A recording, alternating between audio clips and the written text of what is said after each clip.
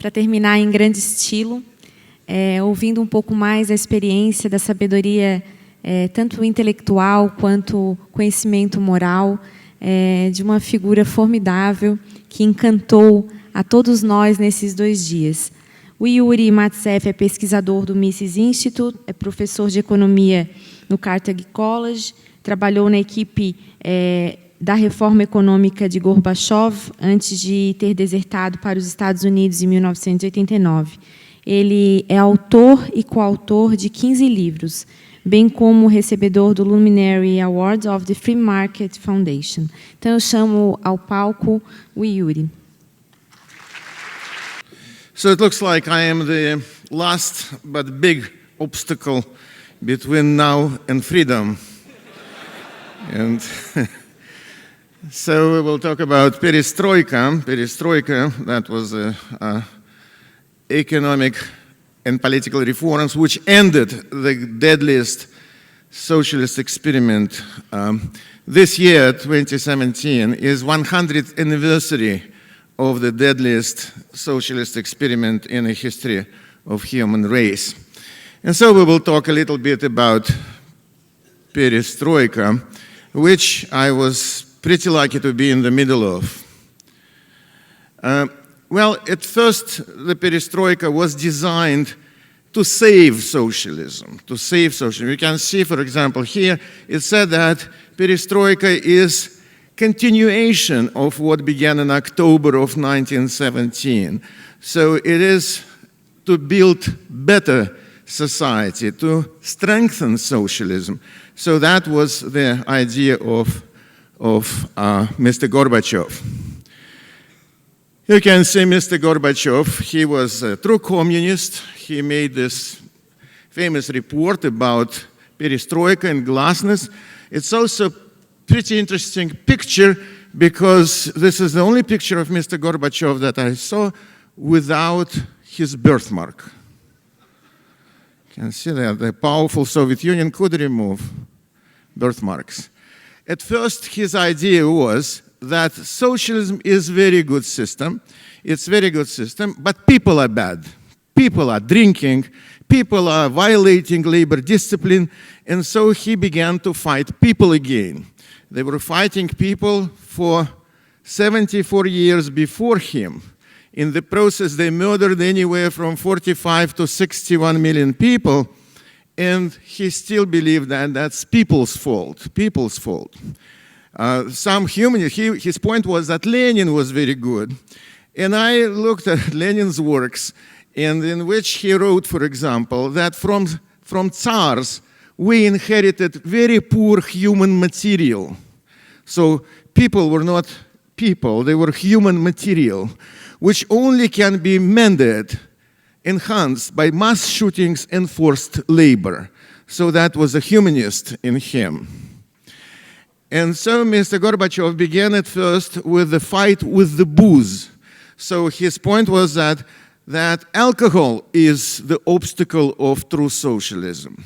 And they almost prohibited. They did it in the worst kind of scenario. They didn't prohibit it altogether, but they shut down 90% of liquor stores. So the remaining 10 would have lines, multi-kilometer lines of people who were trying to get what they want. I was, remember, was sent to Yakutsk. Yakutsk is capital of Republic of Sakha. It's the far east of Soviet Union, near Alaska already. Yeah, they have a joke in Sakha that who is the worst enemy of Sakha people? And the answer was Alexander II. And I was thinking, Alexander II, I mean, he was one of the nicest tsars. And I asked why. He said, because he sold Alaska but didn't sell Yakutia. Didn't sell. So I went there, and it was minus 46 Celsius temperature. Minus 46. And I counted 7 blocks long line of people trying to get 2 little bottles of vodka. They wouldn't give you more. Only 2 little people were jumping up and down just to preserve what's left of their life in them. So these were the posters of that time. So that means this on the left is a person's inner self. And on the right, you can see that this wrench is broken because of his drinking. And this is Lithuanian poster. You can see this communism, there's a wall behind which communism is hiding, and all these drunkards would not be admitted there. So this is two policies, major policies, was Perestroika and glasnost. We talked about glasnost a little bit yesterday. Glasnost means openness, and Perestroika means economic reforms. And economic reforms were initiated by Abel Aganbegyan. Abel Aganbegyan was, we called him the biggest economist in the world because he was even bigger than me. He was at least 200 kilograms. And Mr. Aganbegyan, he came up with these reforms of Perestroika, which were very ill-devised, half-hearted, misimplemented. Everything which could go wrong went wrong, and even things which couldn't go wrong also went wrong. So Mr. Aganbegyan definitely, I remember him saying, for example, that we need to build Swedish model of socialism. And Mr. Gorbachev even didn't believe that. He said, Abel, where you will get all the Swedes from? Who will build it? Yes, who will build it? All these drunken people. And so they, at first they prohibited it, and then they realized that Soviet Union is collapsing. So they began, after that, as a campaign, they began to sell vodka even in toy stores and gas stations and banks and everywhere else. So that was a pretty bad kind of thing. What Mr. Gorbachev did right, he pulled Soviet forces out of Afghanistan. That was a very timely decision. And then also what he did, he inadvertently removed fear out of the system, which was glued together only by fear. Yesterday we talked that socialism can only survive by fear, People would work only if there is a gun pointed at them. And if you remove the gun, nobody works anymore. And so that's exactly what happened under Perestroika, because Mr. Gorbachev was all the time talking about socialism with a human face. And we couldn't figure out what does he mean, but the socialism was gone. Everybody on the good side, everybody stopped working almost overnight. Then also Eastern Europe. Eastern Europe was a catalyst of change for us in the Soviet Union. That Solidarity, for example, as a Polish trade union, free trade union, they elected Lech Wałęsa as the first Polish free president of Free Poland. Lech Wałęsa was pretty good. He would say, and I agree with him, that socialism was designed as a system of no return. His point was very difficult to get out of it. He usually would say that it's like you can make a fish soup from aquarium, but it's very difficult to make aquarium out of the fish soup. So that's, I think that was pretty good. Then Hungary opened its border with Austria, and people streamed from German Democratic Republic, which was not democratic, not a republic. They moved to Austria, Czechoslovakia. Also, the people began to run away. Nicolae Ceausescu was a Romanian dictator. It was amazing that the chief economic advisor to President Clinton was Laura D'Andrea Tyson, and she wrote a book in 1986, which was her PhD, her economics dissertation, called Comparative Economists of Eastern Europe, in which she proclaimed that Romania of Ceausescu is the most successful economy in the world, because Mr. Ceausescu would present it like they have 14% economic growth per year. 14% economic growth per year. And I remember at that time I was consulting with something called Council for Mutual Economic Assistance. That was like a communist bloc. We called it dearly Council for Mutual Economic Destruction. And my colleague there from Romania, his name was Jan Draculescu, and we also called him Dracula. And I saw Dracula. Well, he was famous for, he would smell alcohol even at 8 o'clock in the morning. And so when I saw him, I said, Dracula, how do you make statistics? How do you fake statistics? He said, we don't fake statistics. I said, well, you're a friend. He said, we make statistics. I said, what's the difference between fake and make? He said, you need to have some statistics to fake it. But if you, but if you make it from scratch. Yeah. His point is, you make it from scratch. And I said, how do you make it from scratch? He said, you look at the ceiling, and then you see numbers there. And I said, I'm looking at the ceiling, I don't see anything. He said, have a drink. And at a certain point, you will see numbers. You take them down and bring it to your boss, and your boss will correct you. That's how statistics is being made. And amazingly enough, that esteemed Laura D'Andrea Tyson, who was advising our misadvised president, that she believed into this statistics from the ceiling. So then was the fall of Berlin Wall. Fall of Berlin Wall, I was kind of privileged that 2 days after the fall of Berlin Wall, I was invited to visit with Paul Samuelson. Maybe you heard Paul Samuelson was a Nobel laureate in economics, and he was teaching at Massachusetts Institute of Technology.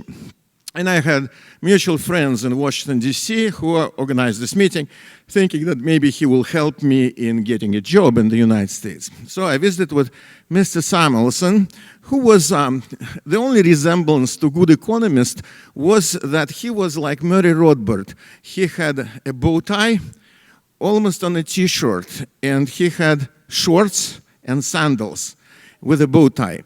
So he resembled, but that resemblance with Murray Rothbard ended right there, because he was a kind of a very bad economist. And they translated his book into Russian under communism. And in this book, he had this graph. And the graph was that Soviet rates of economic growth like this, and US growth rates like this, and so Soviet Union would overtake United States in per capita income by the year 1990. And I that was very bad of me, but I couldn't refrain from asking him. I said, Dr. Samuelson, it's only 2 months left before 1990. Do you they can still make it and overtake United States? And he said, who could know that it's a hoax? And recently I looked at the latest edition of his book, and he has the same very graph there, but instead of Soviet Union and United States, it's China and the United States, and the year is 2022. Well, because he died already, so nobody can make any statements. Yes, this was the group which was designing these economic reforms. And later I was also a member of this group. It was called Committee for Radical Economic Reform. And radical economic reform, you can see the birthmark is there. It's an unbiased photography. And in the middle is Mr. Balkin, whom I had a dubious pleasure of working with. And this was the biggest economist in the world, Mr. Aganbegyan. Yeah. So Soviet Union, Soviet Perestroika, it failed miserably. It failed miserably because, again, there were no true economic reforms. There was not, because what is socialism? Socialism is abolition of private property. So instead of restoring private property, instead of privatizing everything, Soviets were kind of playing with something called cooperative property, collective property, and whatnot. And that doesn't work. I mean, it never would work. Soviet Union fell apart on the glorious night of 24th of December of 1991, when Russian Federation, under Mr. Yeltsin, declared its independence from the Soviet Union. Its independence from the Soviet Union. So the whole Soviet Union fell apart because you cannot keep the other republics together if Russia is out. And Mr. Yeltsin, he understood the nature of socialism. He was accusing Mr. Gorbachev all the time of trying to prop up the system, resuscitate the system which people hate. He was in the beginning very, very good in economics. He didn't like me for some reason. He all the time would call me Andrei, not Yuri. And once I revolted and I said, my name is actually Yuri. And he looked at me, it's just like furniture talking back. I mean, who cares? What's the difference? So he was kind of like Ivan the Terrible of Soviet bureaucracy. But Soviet Union, when it fell apart on 15 different countries. 15 different countries. They are all choosing their own path from Soviet slavery, from socialist slavery to freedom, And it's very interesting, especially for an economist, to have it's almost real-world experiment when countries which were, all of them were equally broke under Soviet Union. The difference in standard of living was maybe 25%, for example, between Estonia or Belarus, which were star performers, so-called, under socialism, and, say, Tajikistan or Kyrgyzia, which were doing very poorly, very poorly. And so the gross domestic product at that time, I think, was about, Soviet Union, was about maybe 6-7% of the US. And when I defected, I was debriefed by all intelligence services of the West. Most of them were not intelligent at all about what kind of numbers is that. Because CIA, a Central Intelligence Agency, they believed that Soviet economy is 65% of the US economy, which per capita would be like Canada.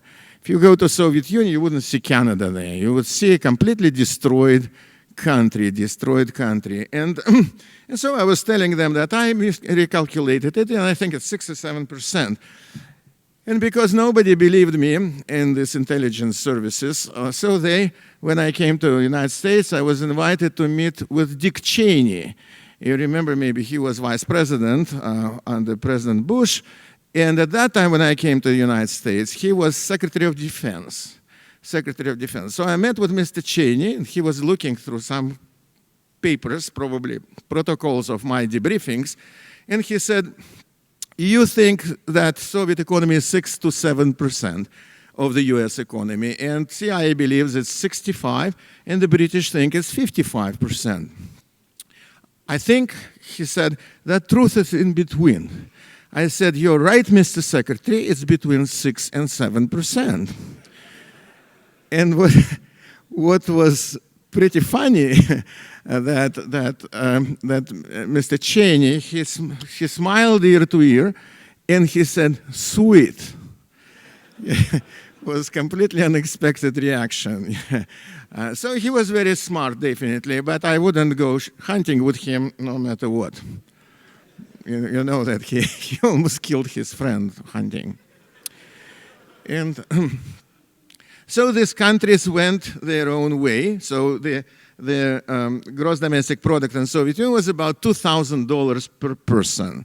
So now, for example, in a country called Estonia, it is $36,000. In Latvia and Lithuania, it's around $30,000. In Russia, it's about $8,000. In Ukraine, it's $4,000.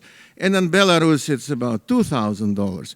So you can see that countries which went different ways, those who have chosen the path of freedom, path of liberty, economic freedom, they achieved the best. I mean, it looks like Adam Smith, Milton Friedman, Ludwig von Mises, Hayek were absolutely right that the only source of wealth is freedom, nothing else, nothing else.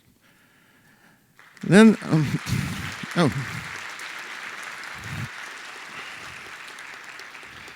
So what Mr. Gorbachev tried to do? At first, they came up with something called 500-day plan, how to get out of social, why 500 days plan. When I saw this plan, I immediately wrote my own, called Maltsev, that's my last name, one-day plan. One-day plan, because 500-day plan already sounds idiotic. And many people understood that. At that time, Margaret Thatcher, she was Prime Minister of the United Kingdom, she said, it doesn't sound right, 500 days. It will be the same as in the United Kingdom. We would decide to drive on the right side instead of on the left side and do it in 500 days. And the first 100 days, only the big lorries will go on the right. And that was really completely idiotic. You cannot change the system overnight. Von Mises, he understood that very well. His point was that there is no third way between slavery and freedom. You're either here or there. You cannot be a little bit pregnant. So this is the very, very important thing for us to keep in mind. Yeah, this is all. If you would like to have this presentation, because I just don't want to, I think everybody is tired of this kind of stuff. And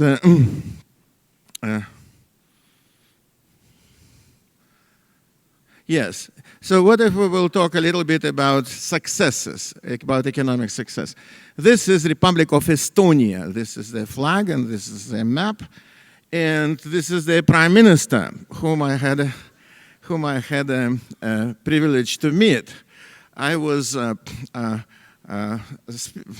a speech at Milwaukee Business Club, and there was one person, he all the time would say, you cannot ignore Russian economy. It's 140 million people. Because my point was, if you want to invest somewhere, go to Costa Rica or Thailand, but don't go to Russia. And this person was all time objecting, and I said, why not? I mean, you can ignore whatever you wish to ignore. And next morning he's calling me and he said, I'm vice president of Kikkoman Foods. You know, Kikkoman, a soy sauce company, a Japanese company. And he said, we decided to go to Russia and we want to hire you as a consultant. I said, you probably didn't understand, maybe because of my accent, anything that I was talking about yesterday. He said, no.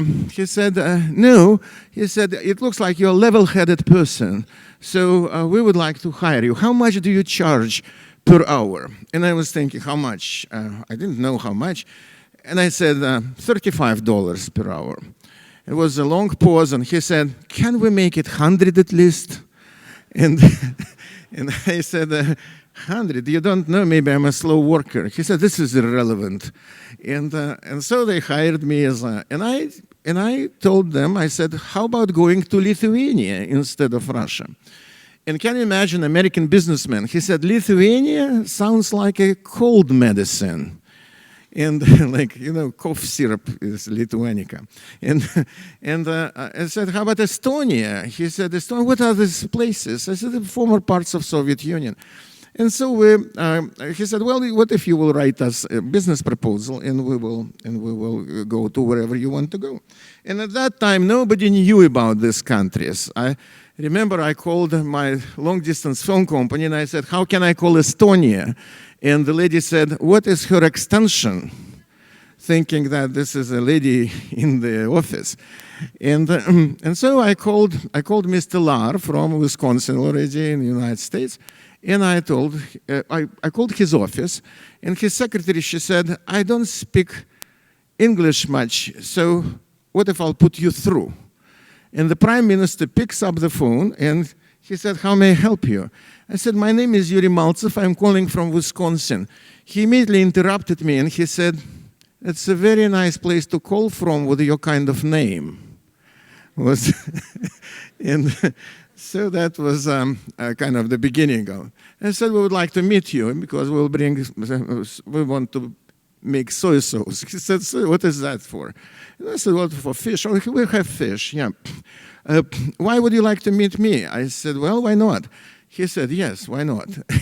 and so we arranged a date, and so we are flying, and all the Japanese people came from Japan, and we're meeting at 10 o'clock in the morning at Prime Minister's office. Now we're very good friends with Mr. Lahr, but then it was the first time I'm meeting with Prime Minister of Estonia, and he became Prime Minister when he was 32 years old. He was 32 years old, and he said, well, you know what? He said, when I became Prime Minister, we had $24,000 in our treasury, and we had billions of worthless Lenin's pictures, that means Soviet rubles, in the basement. So what could I do? He said, the first week we legalized prostitution, gambling, and firearms. He said, now you can buy firearms, he said, at the gas station or at the children's store without showing your driver's license. And Mr. Sameya, who was president of Kikkoman, he said, why not without driver's license? And Mr. Lahr, he said, pedestrians, sir, can be pissed off as well.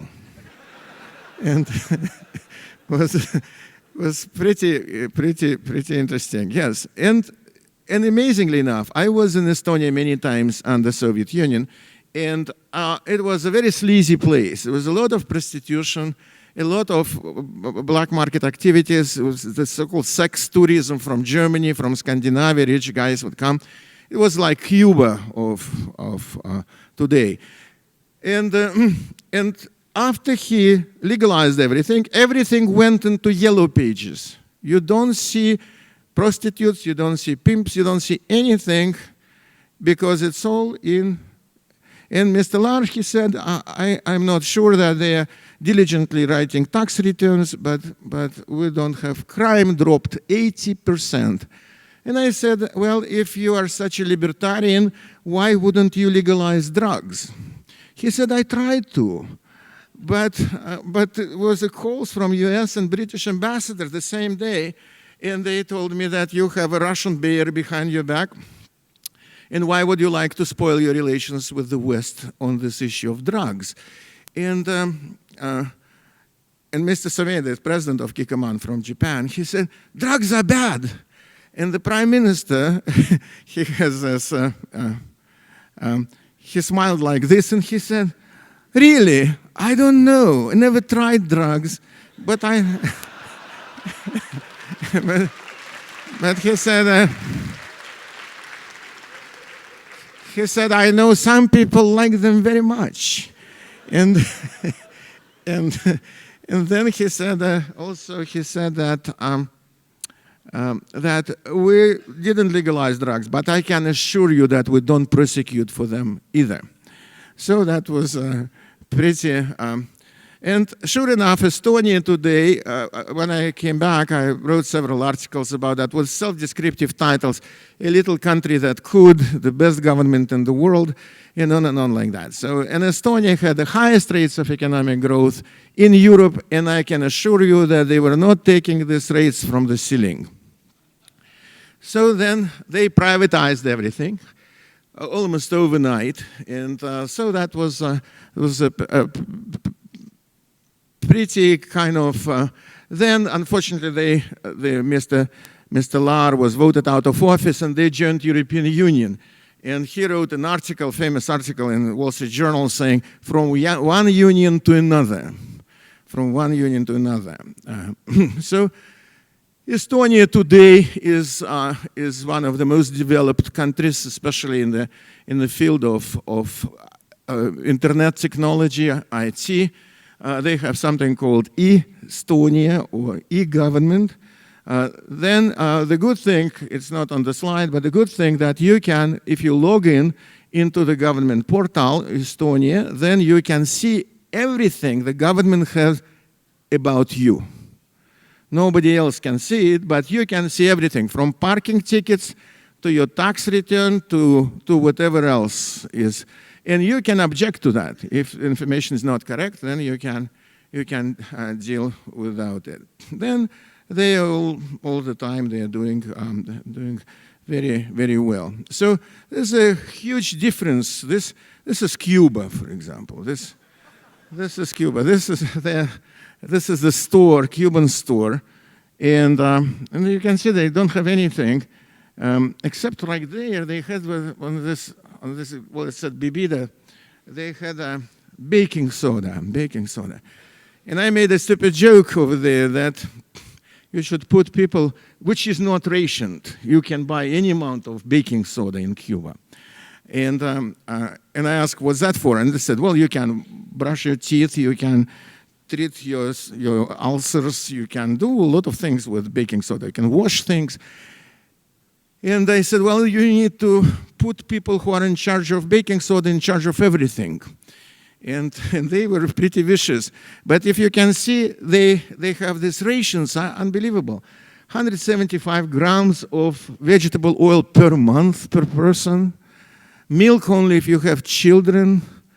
Then they kind of, from Hindu religion, they borrowed the idea that you cannot have cows and bulls and whatever. So this is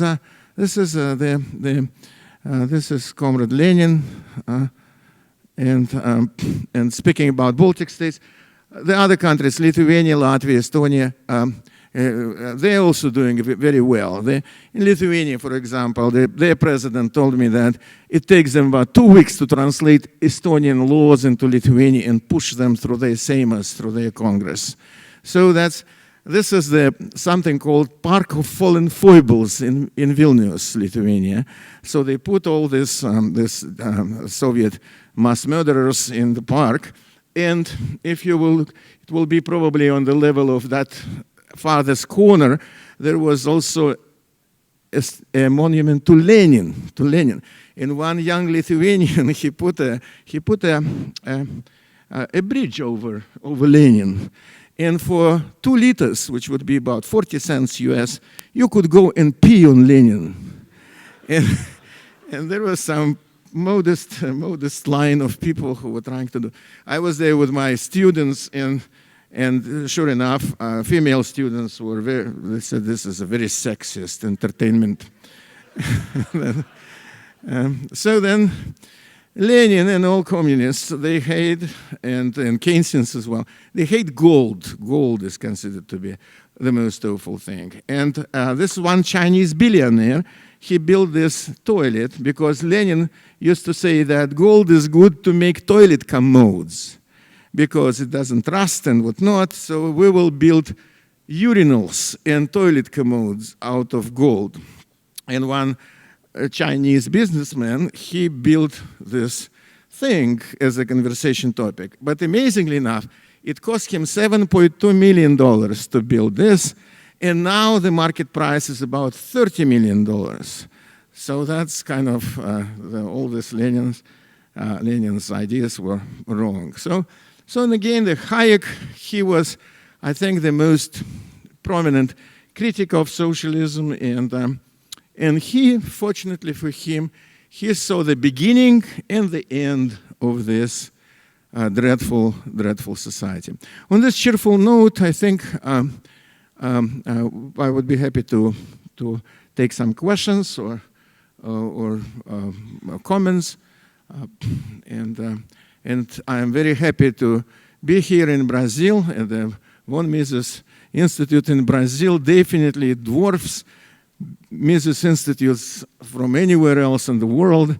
It's just amazing because in Auburn we never can get the crowd like this, and this intelligent people who it's always a pleasure for me to talk to during the breaks.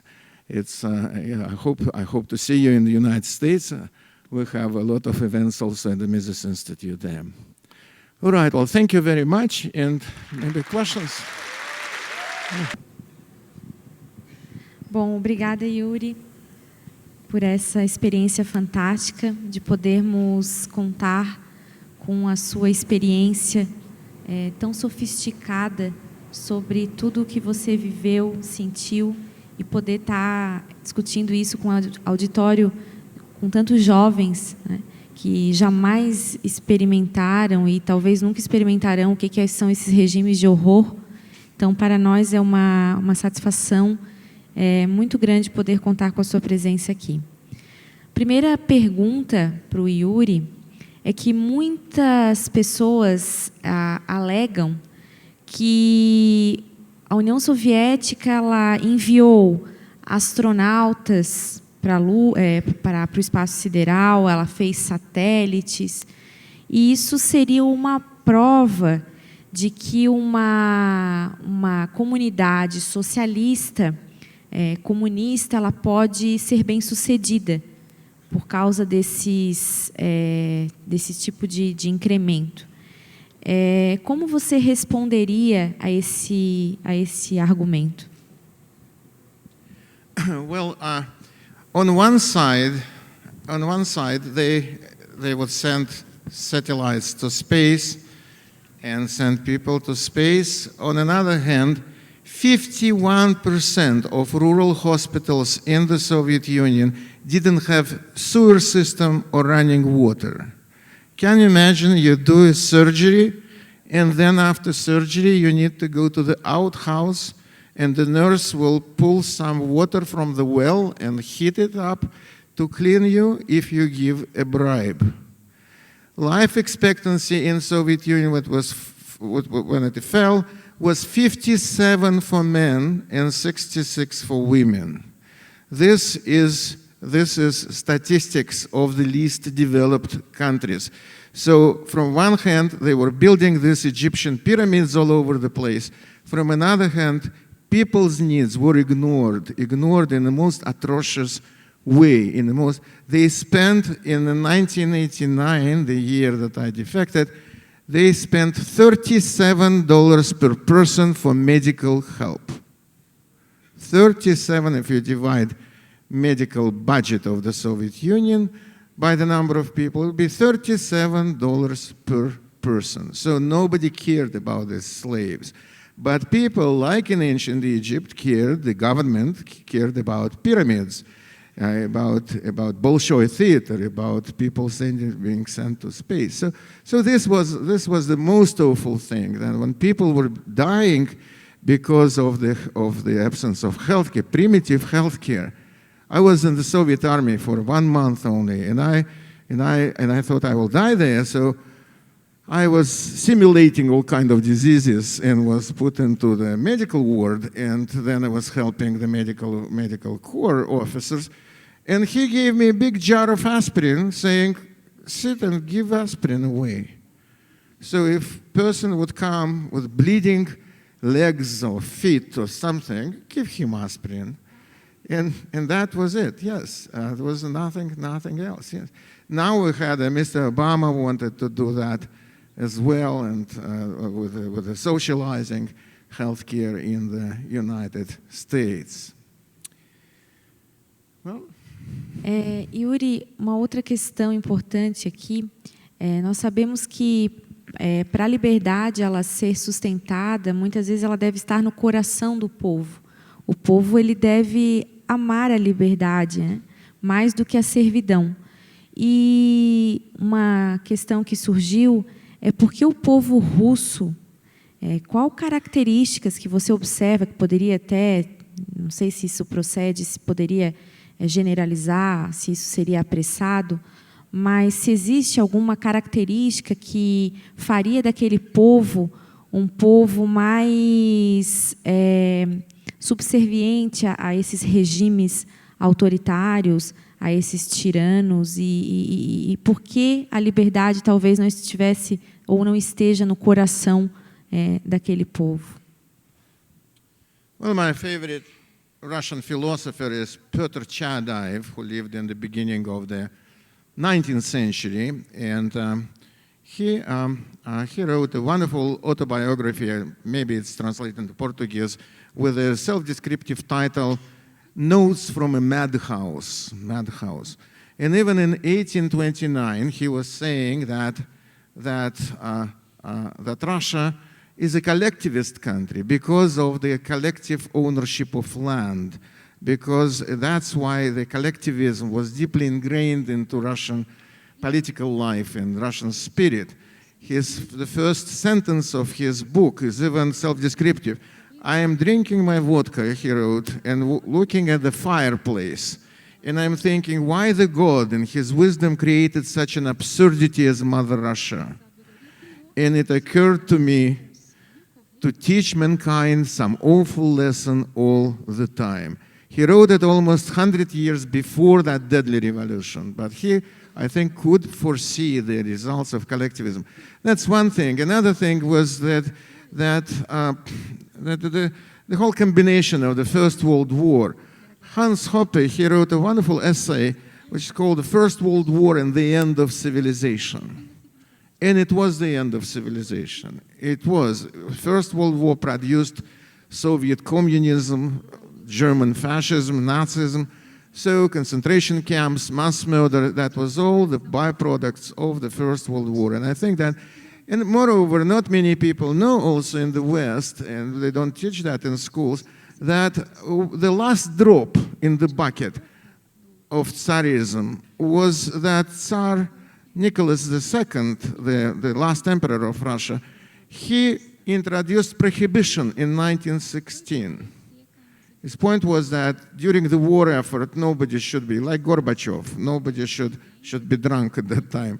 And so they introduced prohibition, which was fiercely enforced against soldiers and peasants and workers, but ruling classes were celebrating, were kind of being drunk in public. People like Rasputin, maybe you heard of him, that he was all the time kind of in the focus of the public attention. And definitely social envy became unbearable, and that's what ended up, because then Lenin came up with the ideas, loot the looters, that you are poor because they are rich. And that kind of played very well. That's how it plays today in the United States and in Europe and here in Brazil.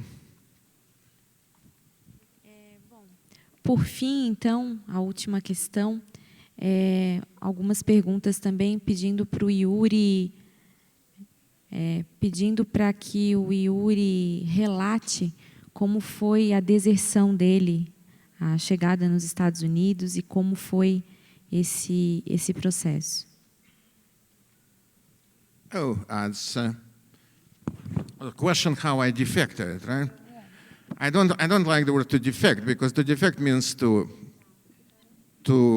betray something you believed in, which I never did. And I was in 1989, in May, I was summoned to my boss, Mr. Abalkin, who was here on one of these pictures, and he said, well, you need to go to Finland. He was supposed to go. You need to go to Finland and do some lectures about Perestroika. So I went to Finland, and in Finland, nobody can defect from Finland, and because Finns would return you back to Soviet Union, you will get 12 years of hard labor in Siberia, and again, you only live 2 or 3 there, then you die. And I was not looking for this kind of career change at all. And so, but in Finland, I had some kind of like a strange day. I had a speech at the Ministry of Finance of Finland, and I am doing this speech, and I see that they are serving food in an adjacent room. And I was thinking I will eat here and save some money and buy more gifts to comrades. Because when I was leaving Soviet Union for Finland, a lot of my colleagues came to my office and were asking me to bring something from Finland. I even asked my secretary to take notes, who wants what, because I was running for Supreme Soviet, for Soviet Parliament at that time, and I'm thinking I will buy some votes with the cheap stuff.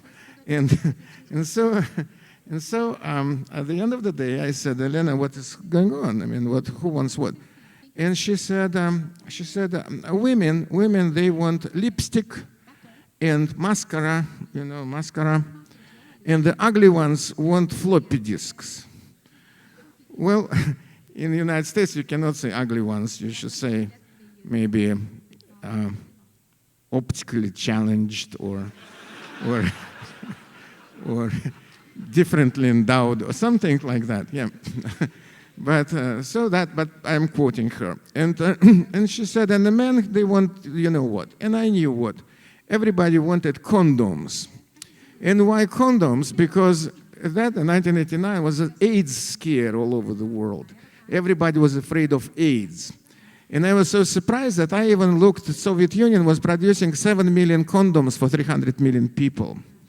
And so that's so there was a black market commodity and whatnot. So in Finland, I was buying a lot of all of this above and whatever. And then, and that's why I wanted to eat this food to save some money and to buy more at the Ministry of Finance. But when I shut up, then many people, instead of going there, they surrounded me and were asking me more questions. And I thought the smart ones will eat everything, and I will be paying again. And so I was kind of outraged by that. And one person, he was saying, you were so critical to socialists. Are you afraid of going back? And if I would say no, and that would be the case, then probably I'll be still in Moscow. But I said, I don't know why. I said, do you have other options? And he said, well, if you're looking for options, we can do something. I said, well, go ahead and do it. And then he asked me, the only thing, what's the hotel I'm staying? So when I came to my hotel, was a message, call Walden ASAP, ASAP. That means as soon as possible, as soon as possible. At that time, my English was much worse, and I thought ASAP is some kind of maybe Persian person or Turk. And so I'm calling to call Mr. ASAP, and he picks up the phone, and I said, and I realized who is that. And he said, let's go to Sweden tomorrow. I said, Sweden? Why Sweden? I looked at my appointment book. I said, no, I'm all booked tomorrow. And then he said, so you cannot squeeze defection into your tight schedule. And then I realized what he's talking about. I looked at my schedule. I said, Friday. He was laughing again. Friday is defection day. I said, yeah, I'm going back to Soviet Union, so it will be good. Nobody would look for me. And so we went in a roundabout way, like a James Bond, to northern Finland, took a ferry boat to Sweden. I took a train, walked into the US Embassy, asked for political asylum. And the Marine Guard, he said, okay, sir, but embassy is closed. Come back on Monday after 10 o'clock. And I was, at that time, illegal immigrant, and I had an old Finnish visa, and so I was, well, illegal immigrant also you cannot say in the United States, undocumented worker. And so I was undocumented worker, and I was pretty much afraid of the KGB as well. And so unfortunately, they kind of accepted me, whatever, and then the whole summer they would send all these people who would like to find out from intelligence services to find out what's happening with Soviet economy. And then at a certain point, I got my ticket and I'm arriving to Kennedy Airport in New York, and I'm going through customs, and there's a big lady, the customs lady. She looked at my Soviet suitcase. I had already another one I bought on the flea market in Sweden, but she looked at my Soviet, she said, can you please open that? So I'm opening this suitcase, and there are like big boxes of lipstick, mascara, condoms, and floppy disks. And she said, is that for private use or that's business samples? And even Soviet economists would say, for private use. She took my passport and she said, oh, but you're coming for good. I said, hopefully. And she said, I wouldn't let you in for a weekend trip with this. And so the funny thing was that I told the same story. I have a good friend, Martin Walker from United Kingdom. He was a telegraph bureau chief in Moscow in the same time. That's when I met him. And I told him this story. And he said in the same year, he was going with Julie, his wife, to Moscow. And Julie was 8 months pregnant. And he was carrying a lot of condoms to give to his Soviet friends, And the Soviet customs officer, he asked him to open his suitcase, and there were a lot of condoms over there. And the Soviet customs officer looked at Julie, who was pregnant, and looked at these condoms. He said, looks like the same shit as ours. So that's, and then this lady, the customs lady, she said, welcome to the United States. Smiled ear to ear. So that was pretty kind of strange experience.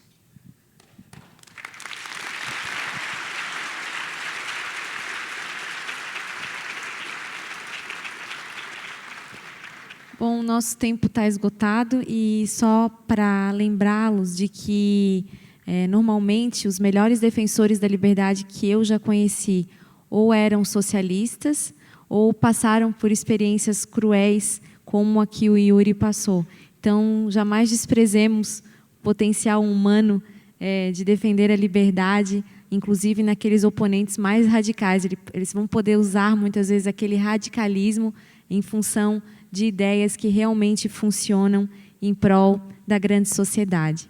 Eu peço a todos vocês que não saiam, porque nós temos agora a premiação dos artigos, vai ser uma breve cerimônia e para encerrar a Conferência Austríaca em grande estilo. Novamente eu agradeço o Yuri, estamos profundamente felizes, profundamente honrados e o brilho que você conferiu à nossa conferência, ele jamais será esquecido por todos que aqui estão. Muito obrigada. Well, and I wish you freedom and prosperity, definitely.